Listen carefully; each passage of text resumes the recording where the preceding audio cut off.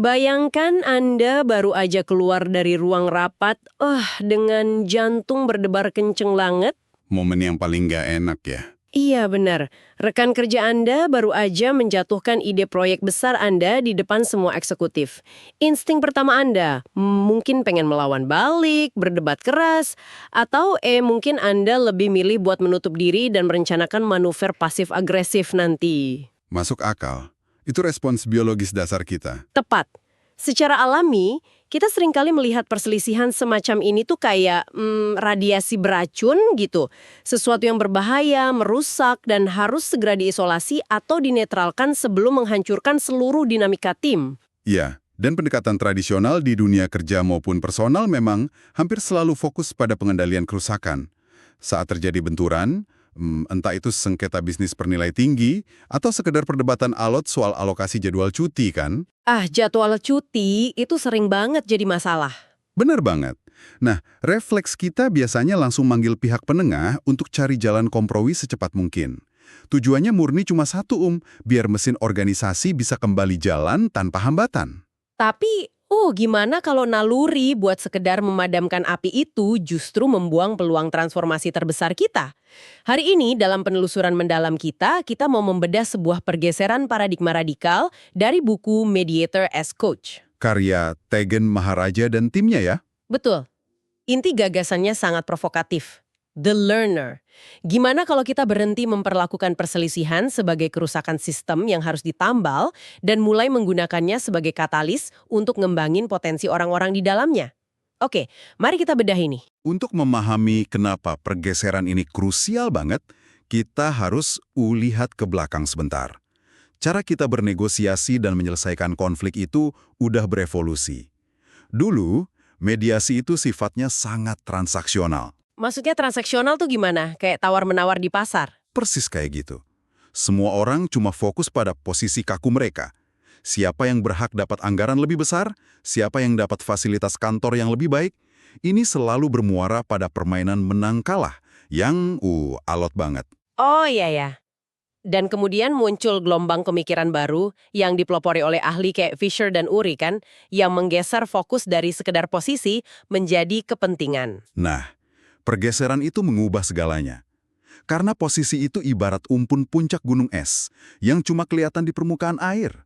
Saat dua manajer departemen bertengkar rebutan satu staf analitik yang brilian, itu posisinya. Oke. Kalau kita berhenti di situ aja, salah satu manajer pasti kalah. Tapi ketika kita menggali kepentingannya, menanyakan kenapa mereka bersikeras butuh staf itu, kita mungkin nemuin sesuatu yang beda. Kayak manajer A ternyata lagi krisis untuk nyusun laporan keuangan bulanan, sementara manajer B butuh staf tersebut buat presentasi strategi kuartal depan, gitu ya? Bener. Tiba-tiba, jalan keluar yang sebelumnya nggak kelihatan mulai terbuka. Ini ngingetin saya sama ilustrasi klasik soal dua anak yang memperebutkan satu buah jeruk. Kalau kita cuma lihat posisi, solusi yang paling adil yang membelah jeruk itu jadi dua. Kompromi tradisional, masing-masing dapat setengah. Iya, meskipun setengah itu mungkin nggak cukup buat mereka. Tapi kalau kita cari kepentingannya, kita tanya kenapa, ternyata anak pertama cuma butuh daging buahnya untuk dimakan. Terus anak kedua cuma butuh kulitnya untuk tugas prakarya sekolah. Keduanya bisa dapat 100% dari apa yang mereka butuhkan. Analogi yang sangat pas. Dan itu mediasi berbasis kepentingan. Tapi tunggu dulu, memasukkan unsur coaching atau pembimbingan ke dalam campuran mediasi ini rasanya bawa permainannya ke level yang sama sekali beda kan? Bukannya coaching itu awalnya berakar dari optimalisasi kinerja eksekutif puncak? Memang betul. Akar coaching modern banyak ditarik dari dunia manajemen elit dan psikologi positif. Tujuannya bukan ngobatin disfungsi, tapi mengoptimalkan potensi. Dan disitulah letak inovasi terbesarnya. Oh wow! Mediasi tradisional mencari penyelesaian masalah, tapi coaching mencari perkembangan karakter. Ketika seorang mediator mengadopsi pola pikir seorang coach, mereka nggak lagi sekedar mendistribusikan sumber daya yang terbatas dengan adil. Terus apa yang mereka lakukan? Mereka membimbing pihak yang berseteru untuk menciptakan nilai yang sama sekali baru bersama-sama. Jika kita hubungkan ini dengan gambaran besarnya, ini adalah transisi dari reaktif menjadi proaktif. Sejujurnya, ini terdengar agak kontradiktif kalau dipikir-pikir. Esensi dari seorang mediator itu kan jaga keseimbangan ya. Mereka hadir buat menetralkan tensi. Betul. Sementara itu, coaching pada dasarnya adalah tentang dorongan, mendorong seseorang melampaui batas zona nyaman mereka untuk mencapai tujuan. Gimana dua energi yang saling bertolak belakang, yang satu menetralkan, satu mendorong, bisa beroperasi di ruangan yang sama? Itu pertanyaan yang bagus banget. Kelihatan memihak? Itu dilema yang sangat nyata di lapangan. Tapi, kalau kita lihat lewat lensa teori pemberdayaan yang digagas oleh ahli seperti Zimmerman, makna netralitas itu sendiri perlu didefinisikan ulang. Didefinisikan ulang gimana? Menjadi netral bukan berarti Anda duduk diam secara pasif, kayak patung, dan cuma menginterupsi kalau ada adu mulut. Seorang mediator yang pakai pendekatan coaching menggunakan netralitasnya justru untuk mengembalikan otonomi kepada kedua belah pihak. Jadi mereka nggak ngasih jawaban langsung. Tepat, mereka menahan diri buat nggak mendiktekan solusi, betapapun jelasnya solusi itu di mata sang mediator. Jadi alih-alih menarik tangan mereka dan menyeret mereka melintasi garis finish resolusi yang udah saya buat di kepala saya cuma ngasih mereka senter yang lebih terang biar mereka bisa navigasi labirin mereka sendiri. Analogi senter itu bagus banget. Konflik pada sifat dasarnya seringkali melucuti rasa kendali seseorang. Orang ngerasa terpojok oleh keadaan atau oleh tindakan pihak lain kan? Pasti, kita ngerasa nggak berdaya. Nah, pendekatan coaching ini mengembalikan kemudi itu ke tangan mereka sendiri. Kalau gitu menjalankan peran ganda ini nuntut perangkat psikologis yang jauh lebih canggih dari sekedar taktik negosiasi bisnis biasa dong. Saat saya menelusuri sumber ini, ada penekanan yang gede banget pada aspek komunikasi empatik. Ya, dan konsep pendengaran aktif dari Carl Rogers. Serta tentu aja kecerdasan emosional dari Daniel Goleman. Tapi sejujurnya ya, di dunia korporat, mendengarkan aktif itu sering banget disalahartikan. Banyak yang mikir itu cuma sekedar ngangguk-ngangguk dan ngulang kalimat terakhir lawan bicara kayak robot. Kepura-puraan kayak gitu justru bakal langsung terdeteksi dan malah menghancurkan kepercayaan. Pendengaran aktif yang dimaksud oleh Rogers itu menuntut kehadiran penuh tanpa agenda tersembunyi. Kehadiran penuh, berarti nggak sambil mikirin balasan apa yang mau diomongin. Persis. Sebagian besar orang nggak mendengarkan untuk memahami, mereka mendengarkan untuk menyiapkan argumen balasan. Disinilah kecerdasan emosional Goleman berperan. Menahan ego kita sendiri. Betul. Anda harus punya kesadaran diri untuk membungkam ego dan dorongan membantah di kepala Anda sendiri, sebelum Anda bisa benar-benar memproses apa yang lagi disampaikan orang lain. Nah, disinilah kita masuk ke senjata yang paling bikin saya penasaran di buku ini. Reframing atau teknik membingkai ulang konflik. Mengubah bentuk energi negatif jadi sesuatu yang bisa dikerjain. Reframing itu ibarat alat bedah yang sangat presisi. Tujuannya adalah memisahkan emosi yang destruktif dari kebutuhan inti yang nggak terpenuhi. Kasih saya contoh gimana nih bekerja di dunia nyata. Bayangkan seseorang meledak di tengah rapat evaluasi produk dan teriak, tim engineer selalu ngabaikan setiap desain antarmuka yang saya buat. Apa reaksi insting yang biasanya terjadi? Tim engineer pasti bakal langsung pasang badan kan? Reaksinya bisa berupa, desain Anda yang nggak realistis buat di-coding. Dan perdebatan bakal muter-muter tanpa ujung di sana. Tepat banget. Melalui reframing, Anda mengambil pernyataan yang syarat amarah dan absolut itu, perhatikan penggunaan kata selalu, mengabaikan, lalu Anda merumuskannya kembali menjadi lensa yang berorientasi pada masa depan. Jadi kita buang kata selalunya. Yah, Anda merespons. Jadi, sangat penting bagi Anda agar di pengembangan fitur berikutnya, ada jembatan komunikasi yang lebih jelas tentang bagaimana desain Anda diterjemahkan ke dalam kode. Itu kayak mengganti lensa kamera secara mendadak. Alih-alih pakai lensa mikroskop yang cuma fokus pada goresan kesalahan masa lalu yang bikin frustrasi, kita putar kameranya pakai lensa sudut lebar. Menampilkan lanskap masa depan yang bisa diperbaiki bareng-bareng. Tiba-tiba, tim engineer nggak lagi merasa diserang secara personal, dan si desainer merasa kebutuhannya tervalidasi. Keren banget. Mekanisme itu bekerja dengan sangat halus. Dan yang sangat menarik di sini adalah, reframing ini cuma efektif kalau kita menguasai seni mengajukan pertanyaan. Seni bertanya. Maksudnya bukan cuma nanya biasa. Dalam dunia coaching, pertanyaan itu bukan alat interogasi untuk ngumpulin fakta. Pertanyaan dirancang khusus untuk memicu pergeseran kognitif dan refleksi diri pada orang yang dengar. Berarti kita nggak lagi nanya hal-hal transaksional, kayak berapa angka minimal yang Anda minta biar sengketa ini selesai gitu ya? Pertanyaan transaksional cuma bakal mancing jawaban transaksional. Anda harus masuk lebih dalam dan nanya, apa yang jadi kekhawatiran terdalam Anda kalau kita terpaksa pilih opsi ini? Atau, gimana situasi operasional ideal yang Anda bayangin 6 bulan dari sekarang? Pertanyaan kayak gitu memaksa pihak yang berkonflik buat memvisualisasikan masa depan, bukan terus-terusan menggali masa lalu. Kayak ngebuka katup tekanan di panci presto ya, biarin uap emosinya keluar dulu. Metafora yang bagus. Dan semua ini bergantung pada tarian antara dua jenis empati. Empati emosional dan empati kognitif. Tunggu, apa bedanya kedua empati itu? Empati emosional itu ketika Anda memvalidasi gejolak perasaan mereka. Anda bikin mereka ngerasa didengar sehingga dinding pertahanan mereka mulai turun.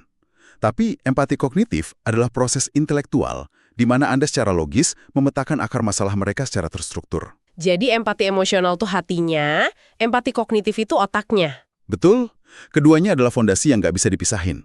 Tanpa empati emosional, pertanyaan strategis Anda bakal kerasa dingin, manipulatif, kayak interogasi polisi. Benar juga. Di sisi lain, tanpa empati kognitif, Anda cuma bakal jadi tempat sampah curhat yang suportif, tanpa pernah memandu mereka menuju resolusi konkret. Luar biasa, oke. Kita udah ngupas lapisan psikologinya lumayan dalam. Tapi mari kita bawa ini dari ruang teori ke lantai kantor. Tempat pendengar kita mungkin lagi mikirin krisis proyek yang harus diselesain besok pagi. Gimana kita mengeksekusi semua psikologi tinggi ini secara metodis? Untuk aplikasi praktisnya, ada satu kerangka kerja yang sangat menonjol di buku ini. Model GROW. G-R-O-W. Model GROW? Gimana cara kerjanya? Model GROW adalah kerangka navigasi klasik yang kuat banget. Saat orang terjebak dalam pusaran emosi sengketa, mereka kan sering kehilangan arah ya. Pikiran mereka lompat dari satu keluhan ke keluhan lain. GROW ngasih rel yang jelas. Relnya terdiri dari apa aja? Goals atau tujuan, reality atau realitas, options atau opsi, dan will atau komitmen tindakan. Mari kita simulasikan ini dengan skenario nyata biar logikanya lebih kelihatan. Katakanlah ada dua pendiri startup yang bertengkar hebat. Pendiri A pengen bakar sisa dana investasi buat pemasaran agresif biar basis pengguna naik. Kasus klasik. Ya, sementara pendiri B pengen mangkas biaya pemasaran dan fokus nyempurnain produk biar profitable. Kalau kita pakai kerangka GROW, gimana tahap pertama, yaitu goals, bekerja? Karena di permukaan tujuan mereka bertabrakan total. Disinilah seninya. Dalam konteks perselisihan, tahap goals bukanlah menanyakan apa posisi masing-masing pihak. Anda mengarahkan pandangan mereka ke cakrawala yang lebih jauh. Menarik. Gimana pertanyaannya? Anda tanya, terlepas dari strategi bulan ini, apa visi jangka panjang yang pengen kalian berdua wujudin untuk perusahaan ini 3 tahun ke depan? Hampir bisa dipastiin keduanya bakal jawab, kami pengen startup ini bertahan hidup, mendominasi ceruk pasar ini, dan sukses. Dan dengan begitu, Anda baru aja nemuin titik temu pertama mereka. Tepat. Sangat taktis. Kita naikin level abstraksinya sampai mereka setuju, lalu kita turun ke tahap reality, membedah fakta saat ini. Tapi tantangannya, bukannya fase realitas ini sangat rentan berubah jadi ajang saling tuduh? Pendiri B bisa aja nyela. Realitasnya adalah kamu terlalu boros buang uang iklan. Nah, tugas Anda sebagai pemandu di fase reality adalah menjadi saringan data yang ketat. Anda menuntut metrik objektif, bukan opini atau tuduhan. Jadi kita tanya angka pastinya. Ya, berapa tingkat retensi pengguna bulan lalu? Berapa persisnya sisa dana atau runway perusahaan? Menyepakati angka dan fakta yang tak terbantahkan bakal nguras emosi yang nempel pada argumen mereka. Setelah realitas yang objektif terhampar di meja, kita masuk ke options. Saya ngebayangin ini adalah fase brainstorming liar, di mana tanpa penghakiman mereka berdua mengeksplorasi semua jalan, kan? Betul, mungkin cari opsi pembiayaan alternatif, atau nyoba strategi kampanye organik tanpa biaya. Semuanya ditaruh di atas meja. Dan akhirnya bermuara di will, ngebangun komitmen tentang siapa yang akan ambil langkah apa dan kapan tenggat waktunya. Jadi apa arti dari semua ini? Ini ngasih struktur pada kekacauan. Tepat sekali. Tapi kerangka ini bukan satu-satunya perkakas di dalam kotak. Ada teknik investigasi berlapis yang disebut The Five Whys. Bertanya mengapa sampai 5 kali terturut-turut. Ini kayak anak kecil yang gak berhenti nanya kenapa, kan? Agak mirip, tapi versinya jauh lebih terstruktur. Karena seringkali keluhan yang diteriakkan di permukaan hanyalah gejala, bukan patogen penyebab penyakitnya. The Five Whys itu berfungsi kayak bor yang nembus lapisan rasionalisasi superficial seseorang. Bagi Anda yang lagi ngadepin klien atau rekan yang terus-terusan memveto sebuah proyek dengan alasan yang kerasa ngada-ngada, misalnya mereka bilang, desain antarmuka baru ini kerasa belum sempurna, jangan langsung mendebat soal desain. Coba gunain metode ini secara halus. Gimana Anda bakal mempraktikannya? Saya bakal nanya, mengapa desain ini belum kerasa pas? Terus mereka mungkin jawab, karena warna utamanya terlalu berani. Lalu saya tanya lagi, mengapa warna berani jadi masalah untuk demografi kita? Dan mereka mungkin jawab, karena basis klien premium kita lebih suka sesuatu yang konservatif. Terus saya gali lagi, mengapa Anda berpikir klien premium akan nolak ini?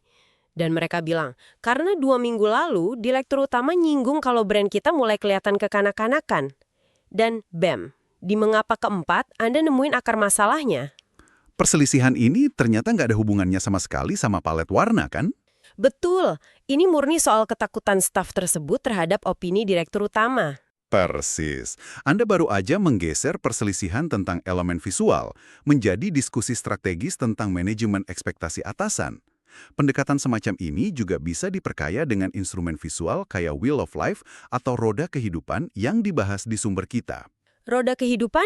Gimana cara kerjanya di mediasi bisnis? Katakanlah dalam pembubaran kemitraan bisnis, Anda minta pihak-pihak ngegambar roda yang dibagi ke berbagai pilar, pembagian aset, visi operasional, pemeliharaan klien, dan sebagainya.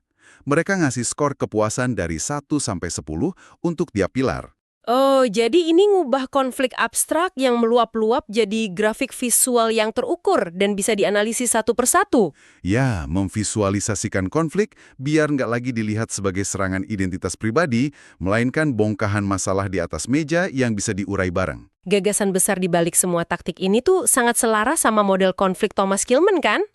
Model itu memetakan 5 insting kita saat ngadepin benturan.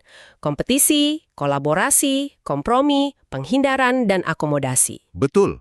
Dan secara default, respons biologis kita biasanya masuk ke mode kompetisi. Pokoknya saya harus menang total, atau penghindaran, saya menghindar dan memendam amarah. Jadi coaching ngebantu kita keluar dari mode itu. Iya, Pendekatan berbasis coaching secara sistematis narik individu keluar dari sirkuit reaktif tersebut.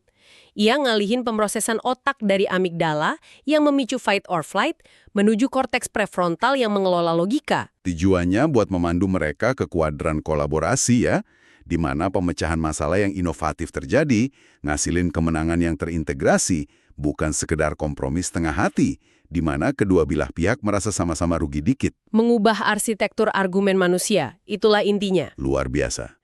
Tapi sejauh ini, segala sesuatu yang kita diskusikan bertumbuh pada satu instrumen yang sangat rentan, intuisi manusia. Kemampuan kita buat baca bahasa tubuh, kontak mata, dan empati di udara. Namun, ada satu eksplorasi dari materi ini yang bawa kita belok tajam ke perbatasan masa depan. Anda pasti mau bahas soal teknologi. Betul. Disinilah bagian yang sangat menarik. Kita ngomongin soal masuknya kecerdasan buatan dan algoritma pemrosesan bahasa alami atau natural language processing ke dalam arena mediasi konflik. Ruang resolusi perselisihan memang nggak kebal terhadap transformasi digital.